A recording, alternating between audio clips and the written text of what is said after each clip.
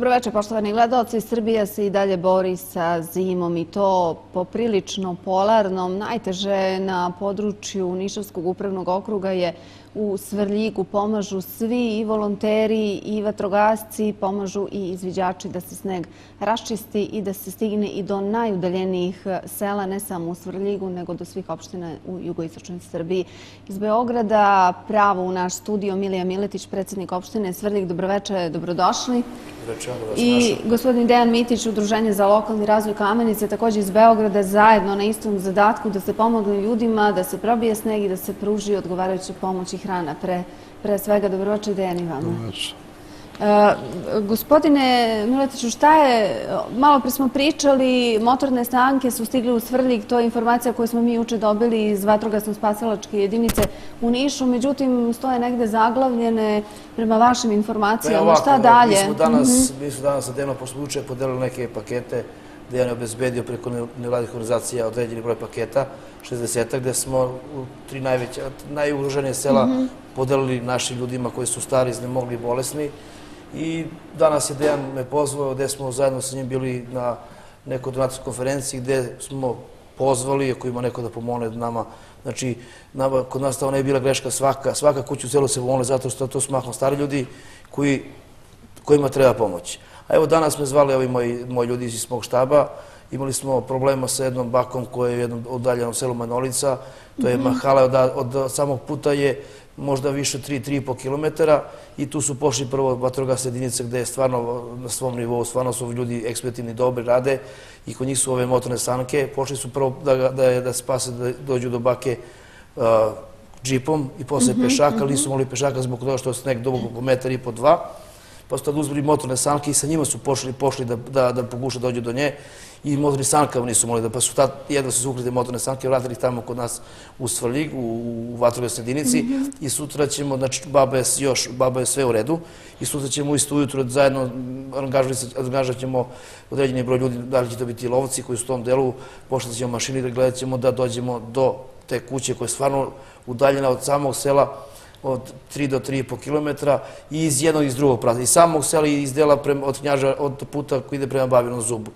To je jedna današnja takva situacija da ne može niko se priđe ni sankama. Jedna od mnogih priča koje smo čuli ovih dana i koje stižu iz Svrljiga. Pa ne, ali najgore je to što je sneg stvarno veliki, dubok je sneg, a ljudi su stari i svakome treba pomoć. Znači, ja stvarno ne mogu da shvatim da ti naši stariji koji su nas očuvali, da niko kod njih nema selja, njihovi sinovi, njihovi unuci. Znači, ja stvarno pozivam ponovo sve one koji su došli u neke veće grade i u Nišu, da se redovno čuju sa svojim roditeljima, sa svojim bakama, sa dekama i da oni povedu više računama, jer po zakonu oni su obavezni da ih čuvaju. A mi smo tu da pomognemo i stvarno se zalažemo. Ja ponovo kažem velika zahvalnost ljudima koji su sa nama zajedno, to je kao prvi je komandant Žarko Damjanović, koji je sa nama non stop, koji kontaktira s nama, Igor, vatrogasac i komandir vatrogasne jedinice kod nas u Svrljigu, sa svojom ekipom, oni još trojica su tu kod nas i tu smo mi iz lokalne samouprave, komunalno preduzeće Igor Davidović koji je tamo šef tima za čišćenje snega koji je non stop na terenu, direkcija izgradnju i svi ostali, policija sa nama uključena, sa nama su i vojska, dobili smo 5 mašine, juče je kod nas bio i gospodin Aca Cvetković, načelnik okruga. Da, vidjet ćemo ga nešto kasnije u našem studiju i saznati kakva je situacija na području celog okruga, ne samo u Svrljigu. Znači, svi su angažovani, svi rade. Svaka čast svima. Pomoć je došla u hrani, dobili smo od ove organizacije tih 60 paketa. Evo kako sam čuo, sada su došli paketi i iz Niša koji su trebali da stignu možda neki dan ranije, ali stigli su danas i mi ćemo već sutra to proslediti tamo gde treba, ali nije greška svakom čoveku koji živi u našim selima, svakom da se da zato što su svi tamo ugroženi. To su stari, iznemogli ljudi kojima treba pomoći. 018-4282-333, broj telefona, poštovani gledalci, za vaša uključenja i vaše pitanja otvoreni večeras. Dejan Mitić iz Udruženja za lokalni razvoj Kamenica. Dejane, kakve nam vesti donositi iz Beograda? Ima još humanih ljudi koji žele da pomognu? Pa naravno da ima. Prošlog ponedeljka ja sam bio pomalo iritiran jednom vešću gde su praktično u jednoj rečenici uspeli da spoje da je toliko ljudi ugroženo snegom životno, ali da su putevi prema Kopaoniku istovremeno prohodni, da Što je bilo je kontradiktorno. snowboard staza puštena, s druge strane imamo građane koji su životno ugroženi, što je malo neverovatno za čuti. Pa sam ja kao čovek dirnut poslao par pisama na adresu odgovornih ljudi sa kojima imamo saradnju i Balkanski fond za lokalnu inicijativu iz Beograda se odmah odazvao. Oni su već imali neke informacije, nisu znali da je toliko strašno kao što zaista jeste na terenu. Mi smo im to podrobno objasnili, pokrenuli smo jednu širu inicijativu. I širu akciju, je li tako? Širu akciju. Jedan prvi kratkoročni rezultat da su se odazvali sami zaposleni u tom Balkanskom fondu i poslali nam sredstva. Čak su uspeli još jednu kompaniju, Ernst & Young, jednu vrlo veliku kompaniju iz Amerike da animiraju, da animiraju odmah, tako da smo mi odmah reagovali sa tih 60 paketa. Mi nismo uspeli da isporučimo svih 60 paketa, nemoguće je stići. Znači, fizički je nemoguće stići. To su 3 sela ko su razbacana su sela, znači ta su jedna kuća tu, pa posle 500 metara druga kuća. Mahale, zaseoci, uglavnom nas ljudi tako zovu i zaseoci jedini. Hajde da čujemo ko želi da nas čuje. Dobroveče. Dobroveče. Ja me čuje? Da, izvolite, dobroveče. Evo ovako, teo bi samo da kažem tim ljudima, gospodinu Dejanu, svaka čast za ovo što su uradili. Da li je moguće da mi nekako pomognemo, da li imaju oni tu vrstu humanitarne pomoći, da mi damo nešto, višak hrane i nešto, pa da oni, kad već oni voze tako u ta sela. Odakle nas zovete? Predstavite nam se. Iz Niša. Kako se zovete? Živorad. Jel vi to privatno želite da pomognete? Pa da, interesuje me, ja bih dao nešto, pošto vidim da gospodin Dejan sa ljudima raznosi, ja bih dao nešto što imam, što možda treba ljudima tamo. Da li oni prihvataju tako nešto? Ostavite vaš broj telefona, gospodine Živorade, ostanite na liniji da vam se javi moj kolega u režiji, da uzme vaš broj telefona, pa ćemo, ostanite i kraj ekrana da čujemo što će... Još jednom svaka čast ljudima. Hvala, hvala. Da je više ovakvih ljudi, verovatno mi ne bi imali ovakav problem, ali još uvijek ima takvih humanih ljudi. Nažalost, naša organizacija nema dovoljno kapaciteta da prima pojedinačne donacije pojedinaca zapravo. Pojedinaca. Čak i ova organizovana isporuka koju smo mi uradili prema Svrljigu nije rađena napamet, nego je isključivo rađena u saradnji sa kriznim štabom.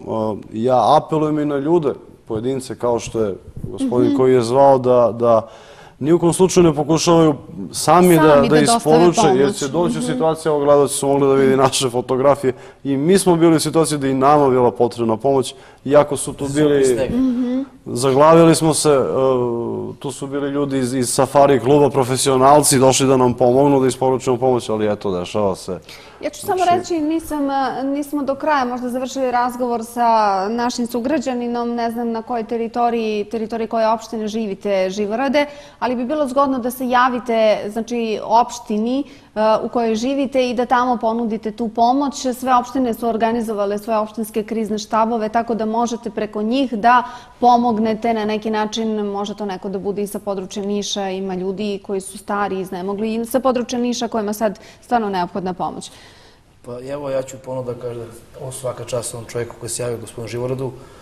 Mi tamo kod nas imamo Crveni krst koji ima određeni broj paketa koje su već isporučili našim ljudima po selima. Danas smo dobili ove pakete koje su od strane Niša, odnosno tog našeg regionalnog centra koji je sa nama non stop u kontaktu. Ja očekujem da će doći još tih potrebština, jer kako dani dolaze i prolaze, sneg je sve više i više, nestaje drva, nestaje ogrev i sad od tih ljudi, pojedini ljudi nemaju dovoljno brašna, mi ćemo ti ljudi dopremiti to što treba i imamo i naša mogućnost još nije iscrpljena, ali bilo bi nam potrebno svaka pomoć ovako na neki način da se obezbedimo, znači, elementarne te životne potrebštine. Mi tamo tim ljudima nosimo i lekove, znači imamo dovoljno sa našom apotekom u Svrljigu, uzimamo određeni broj lekova koje tim ljudima treba, prepisuju tamo naši doktori, ako ne mogu na recept, znači ako mogu, ako se kupi, to uzmemo i tim ljudima nosimo, jer ima dosta ljudi koji imaju probleme sa srcem, sa hipertenzijom, onda sa šećerom. Oni su posebno ugroženi, vremenske prilike im ne idu na ruku. Isto to mi gledamo u toku dana da do njih dođemo i da obezbedimo to što njima treba i To za sad je kako treba, do sad nemamo nijedan tako veći problem da nam je neko daleko bio umro zbog naše neažurnosti, ali da vam kažem i to je veliki problem, pošto staračka populacija ljudi je kod nas veoma prisutna, imamo veliki broj ljudi koji umiru, to su ljudi koji umiru od starosti, 85-60 godina, 90 godina, znači i te sahrane su veoma teško. Znači, evo, pre 2 dana smo imali u jednom selu gde je mašina koja je čistila sneg došla i kovčeg je nosila u onoj ruci da može da hranimo čoveka. Imali smo prilike da smo u jednom selu na Vetrilima, to je prema Galibabencu, bila kolona vozila gde sam ja bio, tu je bio Igor Mihajlović koji je komandir i vatrogasnih, gde smo mi zajedno s njim nosili kovčeg 500 metara, 600, da pređemo taj deo puta koji je bio stvarno zavejan i da dođemo i da prebacimo tog čovjeka da može da se hrani. Znači, stvarno je velika količina snaga pala, ali nije to samo problem su i ovi vetrovi Košava koje tamo kod nas je... Onda prave dodatne nanose, tamo se očisti put. Tamo ne mogu oči se otvoriti. Znači, ja sam tamo non stop na terenu s mojim ljudima i stvarno je takva situacija kakva jeste. Bilo i dosta takvih situacija, ali, kaže, ovakva zima nije bila unazad možda 30 nešto godina. Dobroveče, izvolite. Dobroveče. Kako se zovete? Vanja Zlatanović, ovdje doživljeničku ulicu. Da li se čujemo? Čujemo se. Samo malo utišajte vaš televizor da nemamo ovu mikrofoniju. Ja sam skroz utišao televizor. Zlatanović, ovdje iz Doživljeničke ulice. Se čujemo? Čujemo se, izvolite. Molim vas lepo, imam obavezu, ljudsku obavezu imam, naime štenosti, a danas sam bio u Svrljigu danas. I gospodina Milju Miletića. Šta ja znam, ja sam tamo razgovarao, mislim, s puno građana tamo u Svrljigu. Ja sam inače mislio ujutru da vam se javim, mislim, ne znajući da će sada da on bude gost ovdje. To je tako jako poštovan čovjek u Svrljigu, da čovjeku prosto staje dah. Ljudi kažu da matene kući uopšte ne ide, mislim. Svo svoje vreme provodi, mislim, na terenu i nema komu se nije tamo obratio za bilo koje vrste pomoći, a pogotovo sada, kaže, to je čovjek čini neke nadljudske napore i evo ja sad vam se stvarno zahvaljujem, mislim, njemu za sve ovo što čuo, mislim, danas ljudi pričaju o njemu. Hvala lepo. Hvala i vama, prijatno. Predsjednik opštine mora da radi svoj posao tako, kaže, zato je plaćen, to je vaša obaveza. Moja obaveza, ja sam kao prvo građanin Svrljiga, tamo živim, moji su u selu, moj deda i otac žive u selu, moj deda ima 89 godina, 90 godina, ja tamo njegov bilazim, to selo zove se Plužina, ono je jedno od najugroženijih sela tamo, ne može se priđe ni s jedne ni s druge strane, tamo je Košava i veoma niska temperatura, a kakva je Plužina, tako se ostala sela. Prema tome, ja sam po struci veterinar, ja sam navikao na takve uslove života, meni nije teško da odem na teren i da se, što se kaže, ja kad sam bio u veterinarstanici, ja sam se sa kravom, kad radimo teljine ili tako nešto, mi se valjamo sa kravom po snegu, po ledu, ne je bitno. Dobro, znamo, čovjek iz naroda, je li takav i treba da bude predsjednik opštine. Dejane, koliko je u ovakvim situacijama važan nevladin sektor, vaše udruženje? Eto, vi ste iz Kamenice, a evo pomažete Svrljigu. Koje još opštine su iskazale potrebu da im pomognete?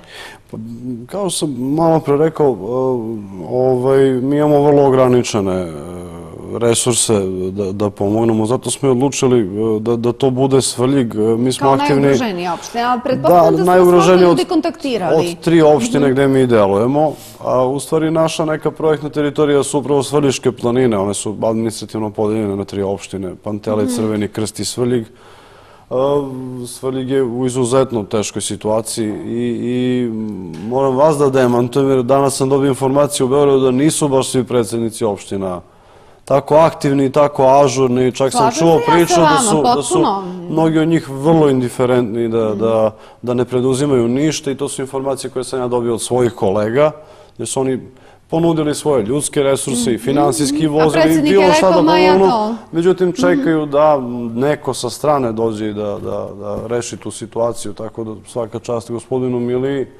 Čak smo mi naišli na izuzetnu saradnju, jer smo mi odmah ujutru došli, štab je bio spreman, obavili smo ekspeditivno razgovor, pretovarili to u terenska vozila i krenuli tačno na određene lokacije gde su putevi bili prohodni, primili smo informacije o...